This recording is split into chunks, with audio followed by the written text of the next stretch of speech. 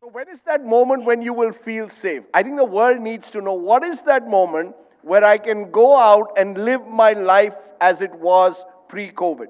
Is there a magic moment? I think we are approaching a magic moment in the following ways. We began to see now that there are drugs, which if you become infected can be very useful in preventing progression of disease.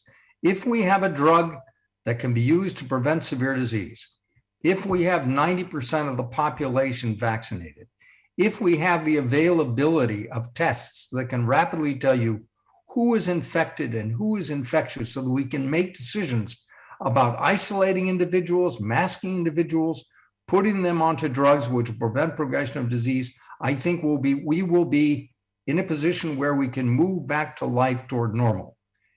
We nonetheless, and this is something that I must emphasize, have to consider the possibility that there are going to be other infectious agents, other respiratory viruses, typically RNA viruses that can evolve and mutate, that will be coming along, just as we said when we developed the screenplay back in 2008.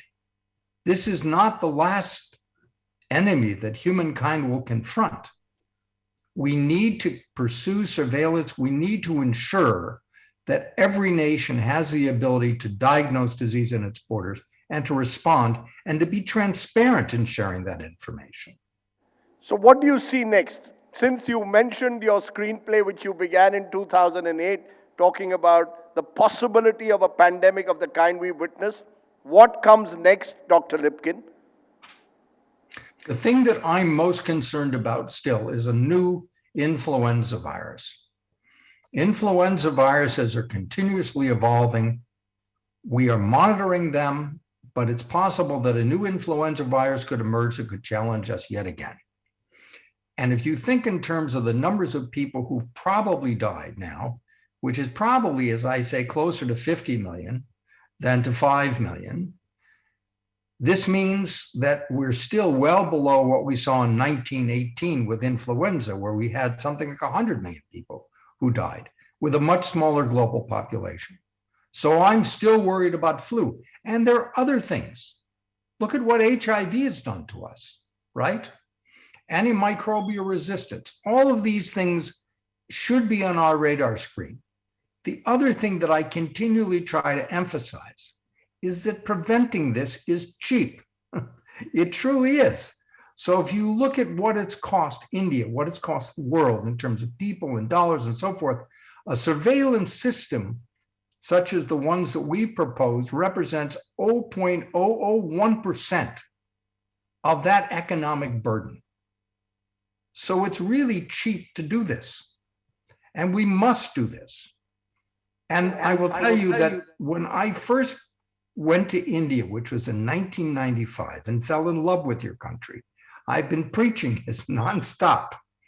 And at the last conclave, which preceded this, we must do this. We must do this together. Wants greater surveillance. Therefore, let me ask you in conclusion, from your vantage point there in New York, as you look at the numbers in India, do you believe that the time has come, open up our schools, open up society, or would you say be very, very cautious over the next few months? The percentage of your population that is vaccinated is very small. We are, what is it? It's less than 20% of your population that's vaccinated. 15 to 20% double vaccinated. Right, exactly. And then you have, 30% of your population is under the age of 18. So they're not eligible yet for vaccination.